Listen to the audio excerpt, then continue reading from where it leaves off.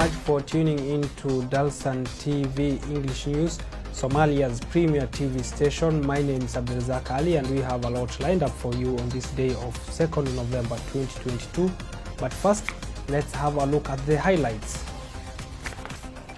The United States issued sanctions targeting Islamic State in Somalia. Somalia has urged the UN to the operations against Al-Shabaab in the Horn of African nation. A memorial service event was held in the capital for the victims of Saturday's terrorism attack in Mogadishu on Wednesday.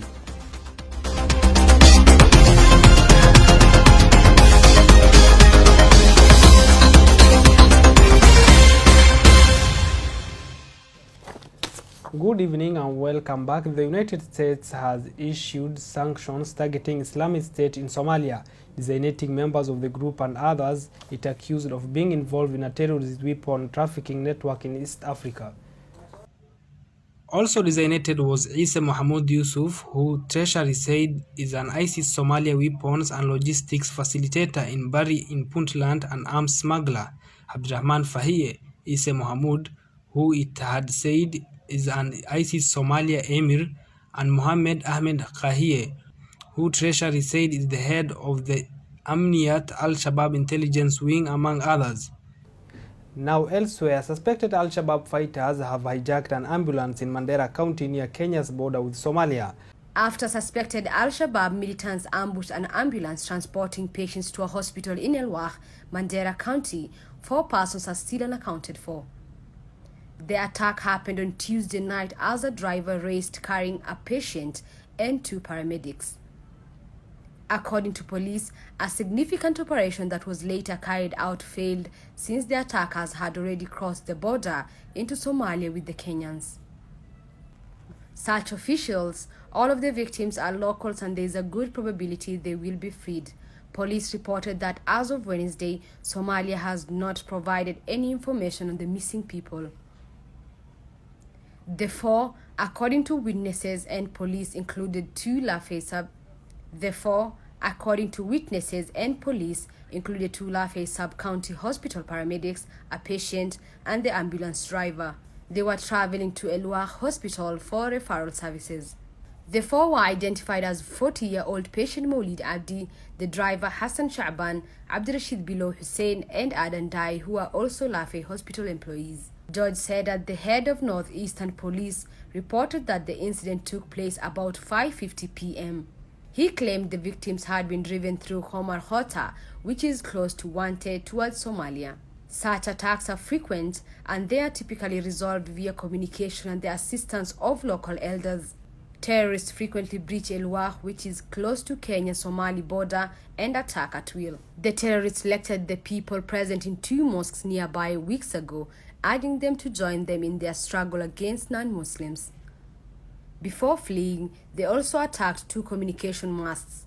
In a number of occasions, terrorists have destroyed security installations that they had targeted.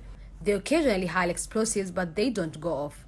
The extremists have repeatedly attacked the border region, often with the assistance of locals. On occasion, terrorists attack security agencies by planting bombs along their routes. Somalia has urged the United Nations to the operations against Al-Shabaab in the Horn of African nation. According to Villa Somalia, President Hassan Sheikh Mohamud met with the UN chief Antonio Guterres on the margins of the Arab League summit in Algeria. Somalia has urged the United Nations to the operations against Al-Shabaab in the Horn of African nation. According to Villa Somalia, President Hassan Sheikh Mohamud met with the UN chief Antonio Guterres on the margins of the Arab League summit in Algiers, Algeria. Both leaders discussed the Somalia government's effort in fighting international terrorism and responding to the humanitarian crisis, drought, plus climate change impacts. Somali forces, in collaboration with the local clan militia, launched operation against Al-Shabaab fighters in south-central Somalia. The Allied forces liberated dozens of villages and towns in the Hiran region and Galgaduud regions. A memorial service was held in the capital for the victims of Saturday's terrorism attack in Mogadishu on Wednesday. A memorial service event was held in the capital for the victims of Saturday's terrorism attack in Mogadishu on Wednesday. Twin car bomb explosions targeted Somalia's Ministry of Education in Mogadishu, killing at least 120 people and injuring over 300 others. The Federal Ministry of Internal Affairs organized the memorial, which was attended by government officials, residents and civil society members. Internal Affairs Minister Ahmed Mualim Fiqi said that the government forces were battling Al-Shabaab on the day they carried out the suicide car bomb attacks in Sobe junctions. He added that heavy operations were underway against the Al-Qaeda-linked militants on several front lines in the Iran region and Middle Shabelle regions. Fiqi called the groups cowards for attacking defenseless civilians. The minister urged the community to support and cooperate with the government in the fight against Al-Shabaab, as he commended security forces and local militias fighting Al-Shabaab in the different parts of the country. Somalia's President Hassan Sheikh Mohamud, who visited the blast site at the Sobe intersection, said it was similar to the country's deadliest bombing on October 14, 2017, which killed nearly 600 people. Now elsewhere, Somalia has topped the dubious list of the Committee to Protect Journalists Global Impunity Index for the 8th consecutive year. The majority of the people who murder journalists continue to go unpunished, according to CPJ's Global Impunity Index for 2022.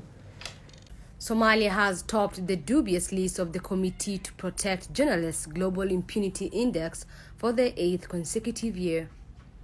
The majority of people who murder journalists continue to go unpunished, according to CPJ's Global Impunity Index for 2022. Over the last decade, the offenders in roughly 80% of the 263 incidents of journalists slain in retribution for their work have received no punishment. Somalia is trailed by Syria, South Sudan, Afghanistan, and Iraq. These nations have all appeared on CPJ's index more than once. The Global Impunity Index calculates the number of unsolved journalist murders as a percentage of each country's total population. Researchers analyzed the decade's worth of data from September 1, 2012 to August 31, 2022. The index includes cases of journalists killed in conflicts or while on dangerous tasks, such as covering violent protests. The CPJ recorded 19 unsolved journalist murders in Somalia since 2012, despite only having a population of under 16.5 million. There were 2 cases of journalists being killed in the last year, according to the CPJ. Prominent Somali journalist Abdiaziz Mohamed Guled, also known as Abdiaziz Africa, was killed in a suicide bombing attack while driving from a restaurant in Mogadishu on November 20, 2021. Al-Shabaab claimed responsibility for the attack and said they had been hunting Abdiaziz, the director of the government-owned broadcaster Radio Mogadishu. Veteran freelance reporter Jamal Farah Adan was shot and killed by 2 unidentified men as he was seated outside a shop he ran in the northern part of the city of Galkayo. Before his death, Jamal reported that he had received threats from Al-Shabaab. He had previously claimed to have survived an Al-Shabaab attempt on his life just 2 months before being gunned down. In February 2022, a military court in Galkayo tried and convicted 4 people for Jamal's killing. 2 men were put to death by a firing squad. In February 2022, a military court in Galkayo tried and convicted 4 people for Jamal's killing. 2 men were put to death by a firing squad. Now elsewhere, the Nigerian forces have killed at least 43 suspected terrorists believed to be members of the Islamic State's West Africa province after a failed attempt to attack a detention facility located in New Busa. The Nigerian military has killed at least 43 suspected terrorists believed to be members of the Islamic State's West African province after a failed attempt to attack a detention facility located in New Busa, Niger State. The Islamic State fighters were killed in Nigeria's north-central region as they attempted to free their detained leaders. The military reported that the soldiers had been anticipating the terrorists, who were met with a massive ambush that had been laid for them. In continuation of the onslaught against terrorist groups in the northwest, the military also reported that troops of 1 Division Nigerian Army on Operation Forest Sanity conducted clearance operation in Madairo, Kagihil, Kusharki and Aguan Madaki in Birnin Gwari local government areas of Kaduna State and repulsed terrorists. Director of Army Public Relations, General Onyema Nawachukwu, said on Saturday that in the fierce encounter that followed, many bandits were killed, forcing others to flee. As tensions over security alert raised by the United States, the Nigerian army has carried out an intelligence-led aerial and ground-coordinated operation, killing more than 87 Boko Haram fighters in northeast Borno State. The military deployed American-made Super Tucano fighter jets on Friday evening, targeting Boko Haram's strategic human and material capacity in Bama local government area in Borno State. The terrorists were reported to be hibernating in some hideouts around the axis of Nabula, Ngori, Kote and Tangalanga, Kulogomna, Bulamurai, Gurja, Wuta and Mordo villages in the Cameroon border town of Bama had raised the alarm over plans by Boko Haram to abduct humanitarian workers in Banki in Boma local government area, Borno State.